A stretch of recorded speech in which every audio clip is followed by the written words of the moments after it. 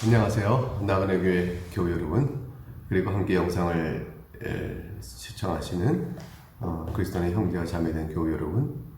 오늘은 이제 사도행전 2장을 어제 이어서 읽게 되겠습니다.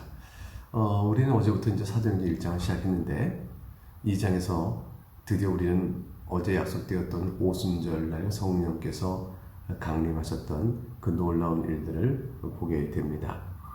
1절부터 4절을 보겠습니다. 오순절 날이 이미 이르매 그들이 다 같이 한 곳에 모였더니 호련히 하늘로부터 급하고 강한 바람 같은 소리가 있어 그들이 앉은 온 집에 가득하며 마치 불의 혀처럼 갈라지는 것들이 그들에게 보여 각 사람 위에 하나씩 임하여 있더니 4절 그들이 다 성령의 충만함을 받고 성령이 말하게 하심을 따라 다른 언어들로 말하기를 시작하니라. 120명의 주의 제자들이 다락방 한 곳에 모여서 기도를 하고 있었습니다.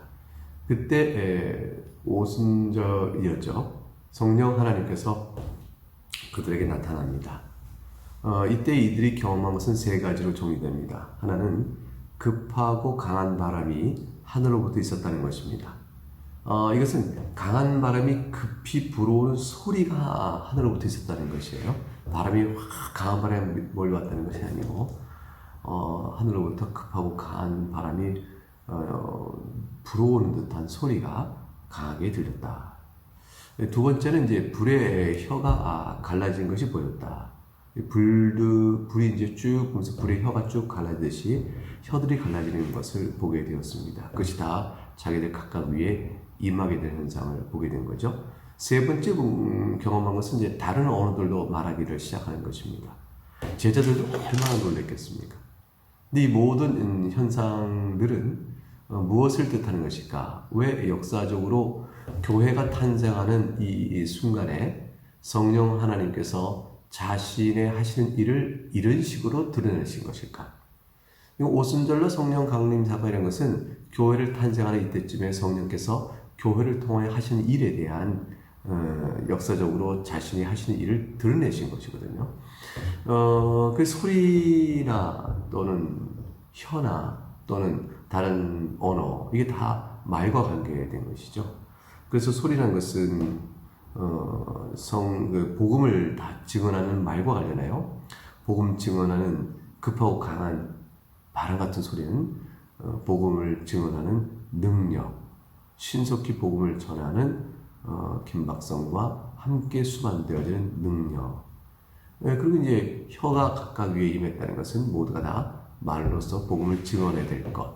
그런데 다른 언어라는 것은 그것이 유대인의 법을 넘어서서 보편적 교회를 세워가는 데까지 복음이 증언돼야 될 것. 이 세 가지 정도의 의미가 오순절날 교회를 세우고 있어서 성령 하나님께서 이렇게 자신을 드러내심의 이유가 된다고 생각할 수 있겠습니다. 그래서 이제 이것을 성령 충만함을 받고라는 이제 본문의 말씀이 나오는 것처럼 이것은 예수님께서 1장 8절에 너희에게 성령이 임하시면 너희가 권능을 받고라는 말의 성취가 되는 것이고요.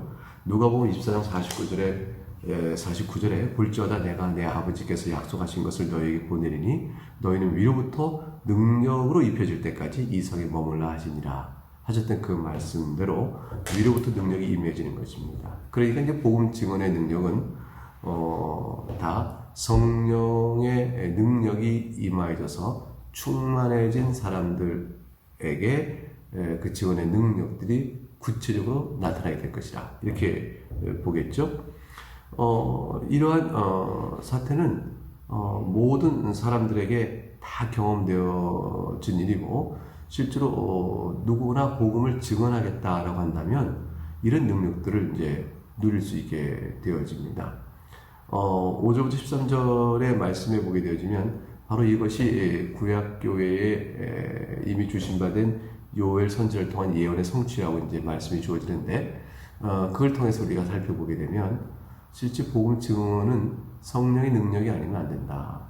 우리들이 이제 이건 뭐 특별한 능력, 전도자, 선교사를 꼭 말하는 것이 아니고 누구라도 예수는 우리의 생명이요, 길이요, 진리요, 생명입니다. 그리고 예수님은 우리의 구주신다는 말을 할 때는 그 말을 하는 사람의 내면 안에 확신, 그리고 그걸 표현하는 말에 대한 주장 없는 담대함, 그리고 그것을 이제 말함으로 해서 오게 될 반응에 대한 두려움도 극복해 나가는 것, 이런 것들이 다 종합적이죠. 그리고 복음을 조리 있게 전하는 능력, 이런 것들도 다 성령 하나님께서 이끄시는 것이라 이렇게 볼 수 있겠습니다. 그것이 이제 결국은 오늘 본문에서 강한 바람이 급하게 불어오는 소리 같다. 또는 불의 혀가 가까이 임했다. 다른 나라의 언어를 말한다. 이런 것들을 통해서 보여주는 오순절 성령 강림 때의 특별한 역사의 의미다. 이것을 통해서 가르쳐주는 복음 증언 능력과 관련된 뜻이 있다. 이렇게 볼 수 있겠습니다. 5절부터 13절은 이러한 놀라운 현상을 제자들이 체험한 것을 보고 유대인들이 어떻게 반응을 보였는가에 대한 설명이 나옵니다. 5절부터 13절까지 말씀을 읽겠습니다. 그때 경건한 유대인들이 천하 각국으로부터 와서 예루살렘에 머물러 있더니 6절 이 소리가 나매 큰 무리가 모여 각각 자기의 방언으로 제자들이 말하는 것을 듣고 소동하여 7절 다 놀라 신기하게 여겨 이르되 보라 이 말하는 사람들이 다 갈릴리 사람이 아니냐. 8절 우리가 우리 각 사람이 난 곳 방언으로 듣게 되는 것이 어찌 됨이냐. 9절 우리는 바데인과 메데인과 엘람인과 또 메소포타미아 유대와 갑바도기아 본도와 아시아 10절 부르기아와 밤빌리아 애국과 및 구레네에 가까운 리비아 여러 지방에 사는 사람들과 로마로부터 온 나그네 곧 유대인과 유대교에 들어온 사람들과 11절 그레이데인과 아라비아인들이라. 우리가 다 우리의 각 언어로 하나님의 큰 일을 말함을 듣는도다 하고 12절 다 놀라며 당황하여 서로 이르되 이 어찌된 일이냐 하며 13절 또 어떤 이들이 조롱하여 이르되 그들이 세술에 취하였다 하더라. 제자들은 분명 이제 지금 읽었던 본문을 통해서 볼 때 자신들도 모르는 외국어로 말하기 시작한 일이 있게 되었습니다. 정말 놀라운 일이죠. 갑자기 제가 배우지 않았던 외국어로 말을 한다. 여러분이 그 지역 출신이라면 그걸 알아듣는다. 갑자기 의사소통이 되어지는 것입니다. 서로 막혔던 자들 사이에 언어적인 담이 무너지고 의사소통이 되어지는 일. 그래서 하나님께서 택한 백성을 다 하나로 불러내시는 것이죠. 언어와 민족의 장애 그것들 다 무너뜨리고 다 하나님께서 한 교회로 불러모으시는 그런 역사를 이루시겠다는 뜻을 나타내고 있는 것이라 볼 수가 있겠습니다. 당연히 유대인들도 놀라지 못하죠. 놀라움을 금하지 못합니다. 이게 어떻게 일인가 이렇게 그게 될 겁니다. 그들이 하는 말을 들어보니 하나님의 큰일을 말한다 이렇게 되어 있습니다. 하나님의 큰일인 것은 바로 구약에 예언된 메시아 보내신 구속사에게 관한 일이죠. 저들이 이제 구약의 성경을 가지고 얘기하는 것이고 그것이 메시아와 관련된 일이라는 것을 바로 알았어요. 하나님께서 메시아를 보내어 이스라엘 구원하신 일과 관련된 일이라는 것은 알았습니다. 그러니까 하나님의 큰일을 말한다는 것을 알고 저들이 놀라지 않을 수가 없었던 것입니다. 그러면 저들은 이 놀라운 사건과 하나님 하신 큰일과 관련되어 저들이 말하는 걸 듣고 따라야겠다 이렇게 나와야 될 거 아니겠어요? 그런데 이 일을 또 역시 조롱하고 무시하고 부인하는 사람도 있었습니다. 그들은 이제 이것이 너무 놀라고 당황스러우니까 이걸 받아들일 것이냐는 압박 속에서 부인하기로 하고 조롱을 하는 겁니다. 조롱할 때 뭐라고 말해요? 다 세술에 취하였구나. 이렇게 조롱을 합니다. 술 취해서래. 라고 조롱하는 것입니다. 이에 대해서 이제 14절부터 36절에 베드로는 답변을 합니다. 이 답변이 아주 유명한 설교입니다. 즉 사도시대 때 구약을 어떻게 해석해 나가는가, 누구의 해석이 더 옳은 것인가, 구약 성경 해석의 정당한 해석권은 누가 갖고 있는 것인가, 이걸 보여주는 아주 중요한 해석학적 실마리를 주는 설교입니다. 14절부터 36절의 내용이 다 베드로의 설교 부분인데요. 이 중에서 우선 이제 21절까지 먼저 읽고 또 끊어서 읽고 그러므로 내용을 잠깐 동안 살펴보겠습니다. 14절부터 읽겠습니다. 베드로가 11 사도와 함께 서서 소리를 높여 이르되 유대인들과 예루살렘에 사는 모든 사람들아 이 일을 너희로 알게 할 것이니 내 말에 귀를 기울이라. 때가 제3신이 너희 생각과 같이 이 사람들이 취한 것이 아니라. 16절 이는 곧 선지자 요엘을 통하여 말씀한 것이니 일렀으되 17절 하나님이 말씀하시기를 말세 내가 내 영을 모든 육체에 부어주리니 너희 자녀들은 예언할 것이요 너희의 젊은이들은 환상을 보고 너희 늙은이들은 꿈을 꾸리라. 18절 그때 내가 내 영을 내 남종과 여종들에게 부어주리니 그들이 예언할 것이요 19절 또 내가 위로 하늘에서는 기사를 아래로 땅에서는 징조를 베풀리니 곧 피와 불과 연기로다. 20절 주의 크고 영화로운 날이 이르기 전에 해가 변하여 어두워지고 달이 변하여 피가 되리라. 21절 누구든지 주의 이름을 부르는 자는 구원을 받으리라 하였느니라. 베드로 사도는 술 취한 것이 아니고 바로 요엘서에 나타난 예언이 성취된 것이라고 말합니다. 특별히 내 영을 내가 모든 육체에 부어주자고 말씀하지 않았느냐. 이것은 복음으로 인하여 주님께 나오는 모든 사람들에게 유대인이나 헬라이나 차별 없이 성령님의 임재가 주어진 은혜가 있을 것을 말하는 예언이라고 말하는 것이죠. 이 모두를 예수 그리스도께서 우리에게 이루어 주시는데 이제 오순절 성령 강림 사건은 베드로는 말하는 겁니다. 이제 주님이 예수님과 관련된 설교는 그 다음 단락에 설 텐데 일단 요엘서 성취대로 성령이 임하신 것이다. 이게 술에 취한 것이 아니라 그 사실을 말하는 것이죠. 그래서 이제 여기에 보게 되면 요엘서의 예언을 18절에 그들이 예언을 할 것이다 되어 있고 그 다음에 이제 17절에 보게 되면 예언도 있고 환상을 보고 꿈도 꿀 것이라 이렇게 되어 있어요. 이게 다 이제 예언과 환상과 꿈이라는 게 다 하나님이 주시는 계시의 방법이죠. 구약 교회에서 구약 성도에 주셨던 계시의 방법이 꿈으로나 환상으로나 또는 이제 예언을 주셨는데 그것들 종합해서 말하는 것입니다. 그러니까 요엘서의 예언은 성령이 임하여 능력을 주시어 그들로 하여금 하나님의 계시를 알게 하고 계시를 말하게 할 것이다. 계시를 깨닫게 할 것이다. 그럼 그 계시가 뭘까요? 예언이나 환상과 꿈으로 받은 구약의 그 계시가 뭘까요? 결국 복음에 나타난 증언, 예수 그리스도의 복음이죠. 예수 그리스도의 복음의 증언이 우리에게 주어진 것이야. 여러분이 듣고 있는 하나님의 큰 일이 바로 구약의 죄송합니다. 예언되었던 그 모든 것들, 그것들의 성취인 것이다. 라고 이제 말하고 있는 것입니다. 근데 여기서 이제 여러분이 이제 있다 보면 궁금한 게 이제 피와 불과 연기 같은 징조가 있으리라 했는데 사도행전 2장에서는 그런 사건은 없었거든요. 해가 변하여 어두워지고 달이 변하여 이제 피가 된다. 이런 놀라운 천재지변의 기적들은 그 당시는 없었습니다. 그런데 어떻게 베드로는 이것이 요엘서의 성취라고 말하는 것일까? 그것은 이제 예수님이 십자가에 죽으실 때 낮이 밤처럼 어두워졌지 않습니까? 그부터 시작해서 예수님 다시 오실 날까지 사는 이 긴 시간이 다 종말의 시간이에요. 성경적으로 보게 되면 초림과 재림의 이 사이 시간이 다 종말의 시간인데 이 종말의 시간에 있게 될 여러 천재지변적인 내용들은 다 이 요엘서의 성취이고 궁극적으로는 예수님께 재림하실 그날에 이런 초자연적인 천재지변의 일들은 반드시 있게 될 것이므로 요엘서의 예언을 겹쳐서 보는 것이라고 할 수 있죠. 초림 때 있어질 오순절 성령 강림 사건을 통하여 복음을 증거하는 예언과 꿈과 환상을 보는 일에 대한 성취는 먼저 있게 되어지고 천재지변이 이렇게 일어나는 일들은 예수님 재림 때 확실하게 있게 될 것인데 그 사이에 간간히 놀라운 천재지변도 있겠지만 여기서 예언된 내용의 확실한 성취는 예수님 재림 때 있어질 것인데 그 사이 기간에 이게 초림과 재림이 있었던 일이 겹쳐서 요엘서가 성취되고 있는 것으로 말하고 있는 것이죠. 그렇게 되면 어떻게 되겠어요? 예수님 재림 전에 누구든지 예수를 믿고 구원을 받아야 되겠죠.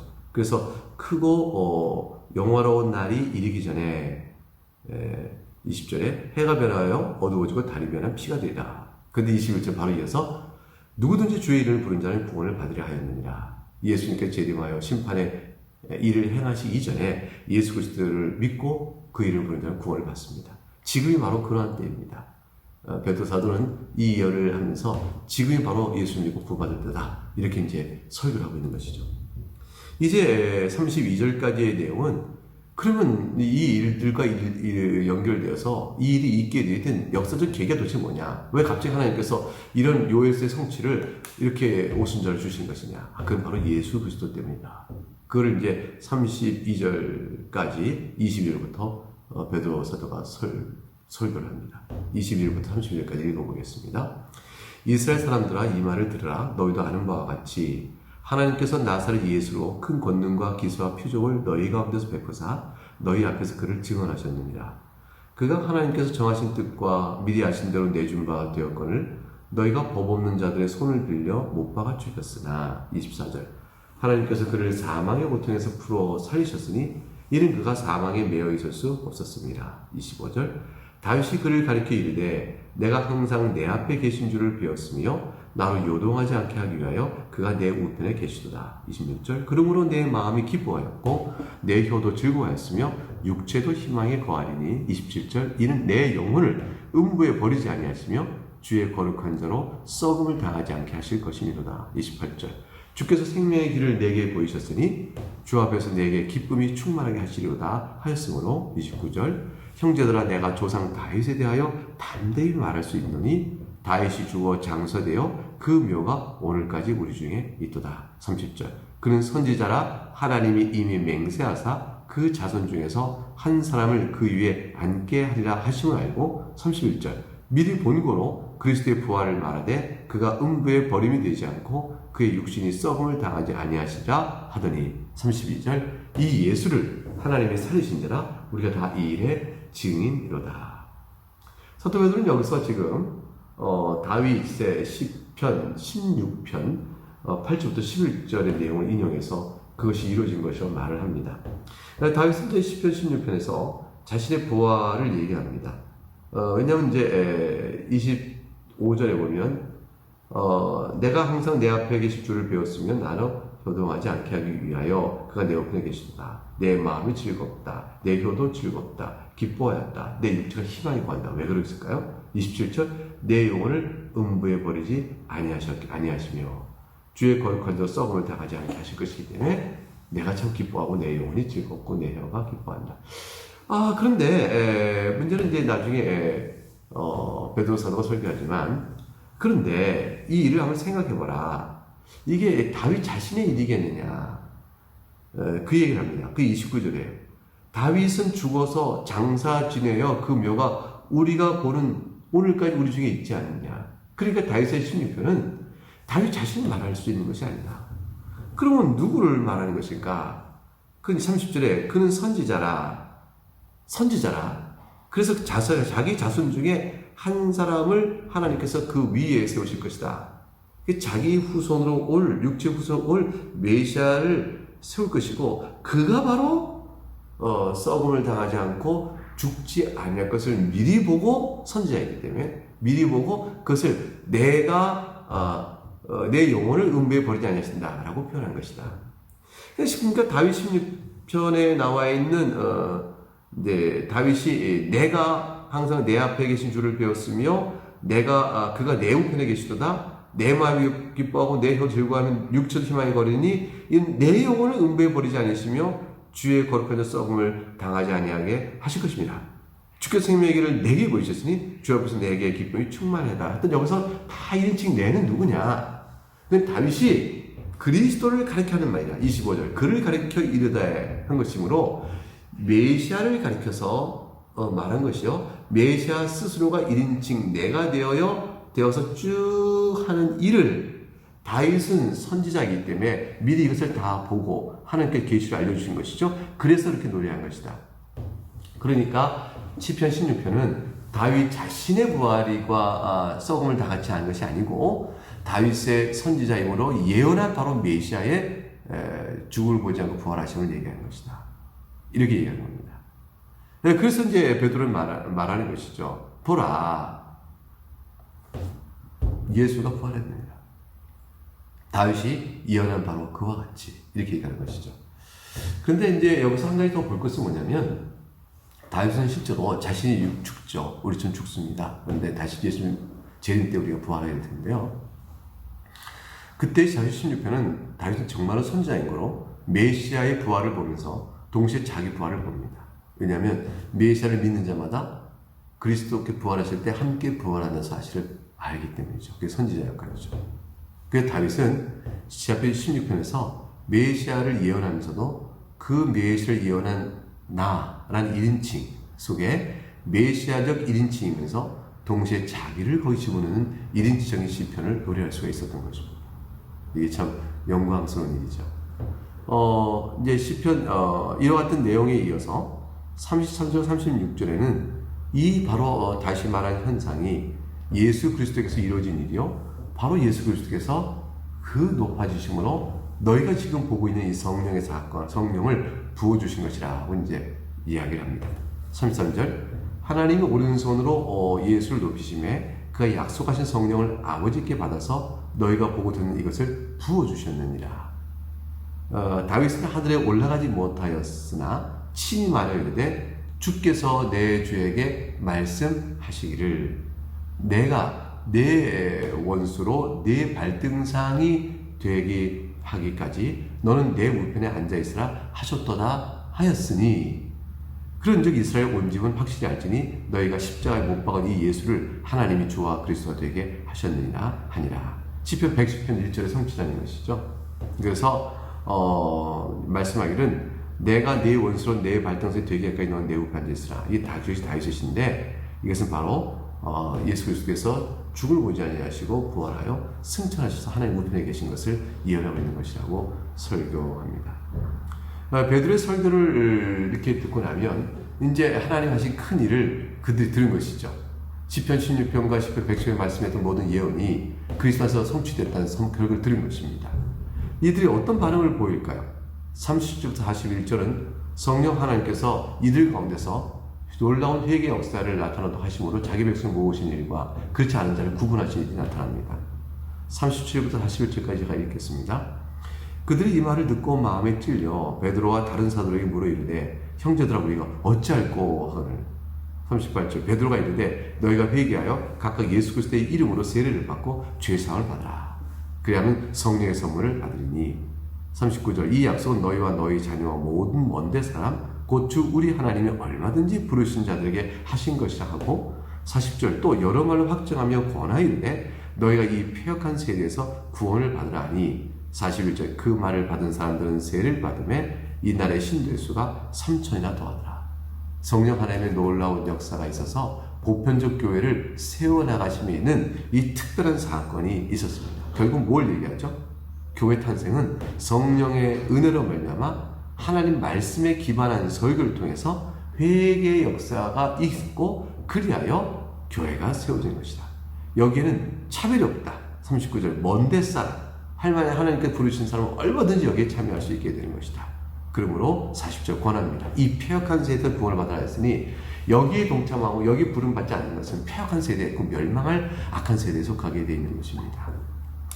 끝으로 42, 47절은 이렇게 탄생한 교회는 무엇을 하며 어떠한 영광을 갖고 있는 것인지를 보여줍니다. 42절 그들이 사도의 가르침을 받아 서로 교제하고 떡을 떼며 오로지 기도하기 힘쓰니라. 여기서 떡을 떼며라는 것은 가난하여 굶주린 사람들이 교회로 오게 되면 그들에게 먼저 먹입니다. 그래서 함께 먹는 사랑의 식사예요.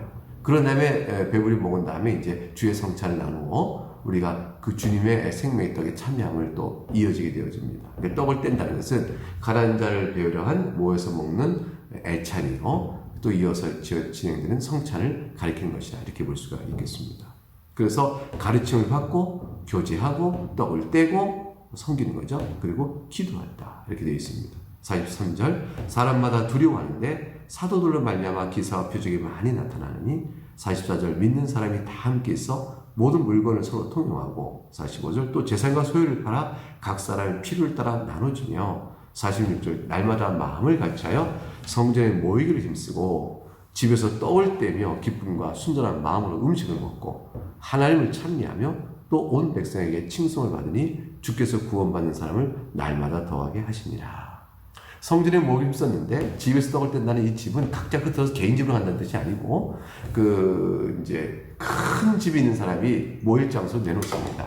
성전에 모이기를 즐거워하고 그 다음에 큰 집 있는 사람이 한 50명, 30명 더 크면 70명까지 모일 수 있는 넓은 집들을 이제 제공하면 그걸 공간으로 삼아서 이제 예배하죠. 사도들의 가르침을 받고 주 예수를 칭송하고 영광 돌리는 일들을 벌이게 되어집니다. 이제 그것이 이제 지금 말하는 지교회의 형태가 되어지는 것이죠. 그런 일이 있게 되어졌고 교회는 그렇게 서로 모입니다. 하나님의 말씀을 배웁니다. 서로 물건을 통용하고 필요에 따라 나눠준다는 것은 공산사회로 인하는 것이 아니고 탐욕에 의하여 얼그러진 관계가 없다는 것이죠. 그리고 적극적으로는 서로 도와주고 사랑하는 일이 있게 된다는 뜻을 나타내게 되어집니다. 서로 떠볼 때입니다. 기쁨과 순전한 마음으로 음식을 같이 먹고 하나님을 찬미합니다. 이것은 백성들에겐 칭송거리가 되어집니다. 그리하여 구원받는 자수를 더 늘리시어 가시는 교회를 세우신 보편적인 그리스도의 영의 역사가 이렇게 펼쳐지게 된 것입니다. 사도행전 2장은 오고는 모든 교회가 어떻게 시작되었고 어떤 모습을 가져야 되는지를 교훈하는 아주 중요한 대목이 있는 교회 탄생의 역사적 기록이라 이렇게 볼 것입니다. 이 교회에 우리가 속해 있음을 생각하고 감사함으로 또 힘있게 살아가는 여러분 될 수 있기를 주의로 축복합니다. 감사합니다.